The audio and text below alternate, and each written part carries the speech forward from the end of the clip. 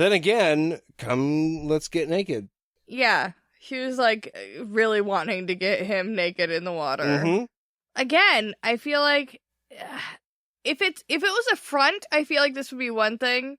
Because if she was just trying to be like, oh, I'm trying to be tough so you don't rape me and, like, I've dealt with a lot. But I don't think this is a front. The aggressor. Right. No, I think she really actually comes across as being like, hey, let me see your dick. This whole chapter, which it was just a little bit oddly placed for me from her. Like, maybe if it would have been a couple days separated from her experiences, but, like, she literally just left there earlier, and she's like, hey, whip it out, bro. Much more of a functional human being. Like, look, I just want to see it. We don't even have to be friends. We don't got to talk. Nothing. Just want to look. Just let me get some eye contact on there. So, Verna warns Richard not to fucking turn his back on Dew because her people have been killing magic men for 3,000 years. However, I would like to argue that I wouldn't turn my back on Dew because she's a biter. Yeah, same. Especially if your pants are going to be down. Dangerous. Yeah, that's not a safe place to be. He got the collar off of her, but she did bite him once. Yeah. And, I mean, she could have gone two ways. She went the one way and got his arm. So, just don't tempt it, I guess is what I'm saying. I am still really surprised that Terry didn't go for the dick bite, but I think maybe that would have just been a little too visceral for our hero. Just running around the tent. What the fuck? I can't believe that happened. So Richard says, I'll keep myself safe so you can deliver me, and then you never have to speak to me again. And you'll be happy about that. Because I know you care so fucking much, Verna. Yeah. Fucking make dinner. I'm gonna go get clean. Once he catches up to Dew, he asks her about her fucking dress. And she called it her prayer dress because it has strips all over it, and when the wind blows, it sends prayers up to the spirits. And each prayer is asking for the spirits to return their land. Yeah, and we know their land is on the other side of the Majandai. The magic men banished them a long time ago. She was headed there when she was captured. It said if they send one each year to pray, it will be returned by sending them their master. Yeah, so it sounds like when the great war happened with all the wizards, they were like, hey, we need this land, so you need to go away. We're going to be fighting here for a little while. That's funny. People don't ever do that. That's never happened. Never, ever. Never in America. And this actually all confuses Richard, too, because Baka Banmana literally means those without masters. He's like, hey, so I found a hole in your name. Turns out it's a bad one. What's up? No, she explains it's because they haven't been sent the master yet. So they didn't have a name before they were, like, removed from their land. Yeah, it's like in waiting. That was your country. I live in waiting. We're just... Isn't that purgatory? Hanging out. Right? No, I mean, we've seen Purgatory, and Purgatory is fucking scary. You talking about the towers again? I don't know. No, In Waiting's much better than Purgatory. Yeah, I guess so. No fucking lightning trying to get you and... Get you. So, Dew starts getting undressed, and Richard gets real pissed about the fact that she just starts doing it in front of him. And I don't know what the fuck he thought was going to happen walking down to the pond with her with some soap. To literally take a bath. Yeah. After she had been naked and so, like, comfortable before in the chapter. Like, I don't understand how he was like, the fuck are you doing? Yeah. She's been nothing but forward with him. And suddenly, well, I mean, I guess, I don't know if you consider the bite forward. Earlier when she was like, hey, whip it out. And then you're going down to the pond. It's probably going to come up again, dude. Yeah. And he's like, no, we're going to do it on separate sides of these like tall rushes. I'm not going to look at you. Our backs are going to be turned. And Dew is like, hey, I just need to see your magic stick. Everything's going to be fine. Then you're not going to be embarrassed. You've already seen me. We just need to be on equal planes. That's why you're being all fucking weird right now.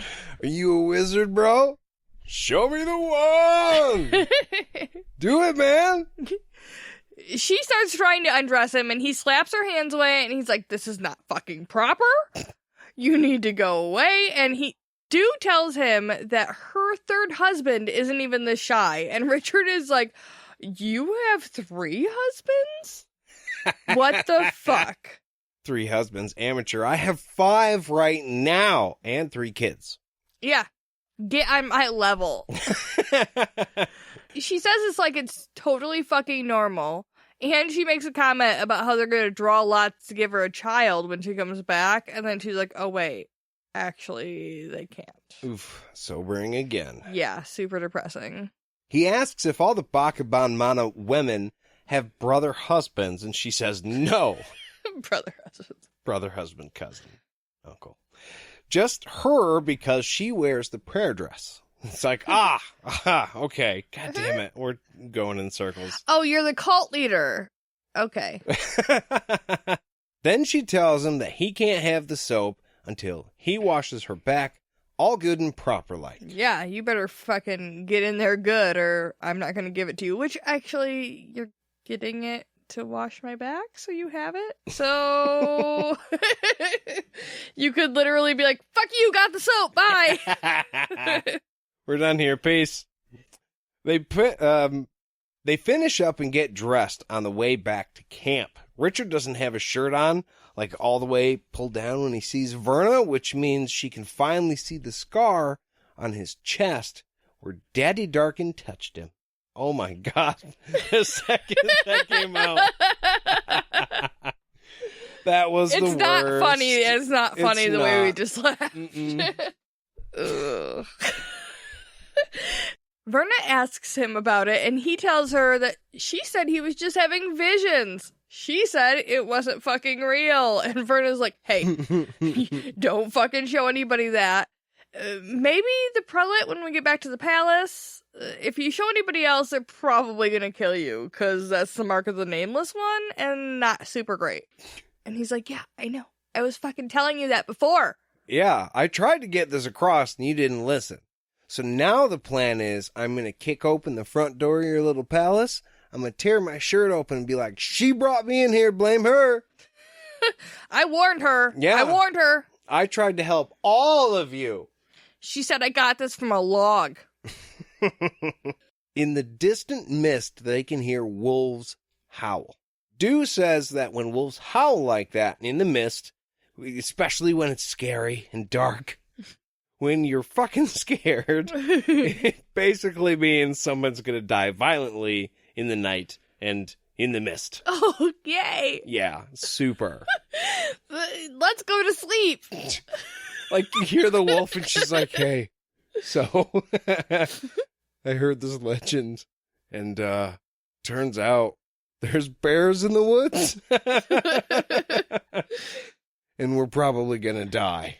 And they like the taste of flesh? Yeah. See you in the morning. Worst. Yeah, no, that's a great way to end the chapter. Yeah, I think it's super cheery, and I can't wait till the next one. I mean, it is a good one in the fact that you see Richard do a pretty fucking heroic thing. Literally rescued somebody who did not have to die. Damsel in distress. It's amazing how much trouble he had to go through to make sure that an innocent person didn't die. But it would have been super easy for him to, like, just let him go. Yeah. Maybe we should start keeping, like, a as close to a death count as we can for Richard. Because I feel like he saved one, right? This is one for sure life that he saved. We can't count the whole world. I don't think that we're allowed to count the whole world because of the whole Orden thing. We can count individual lives. And he's killed a hell of a lot more. So his count is a little off. He can feel real good about this. I'm just saying, we have a long podcast. We can start keeping it count. That's true. Well, if you like this podcast and you wanted to let us know, you can send an email to if you like this episode and you wanted to let us know, you can send an email to podcastatt@gmail.com. You can find us on Facebook and Instagram at podcastatt and on Twitter at podcast_ATT. If you wanted to go check out our Patreon page, we welcome you to do that. Anywhere between $1 and $10 gets you access. We would love to hang out with you and see you guys there. Thank you all so much for listening, and we will see you real soon. Bye!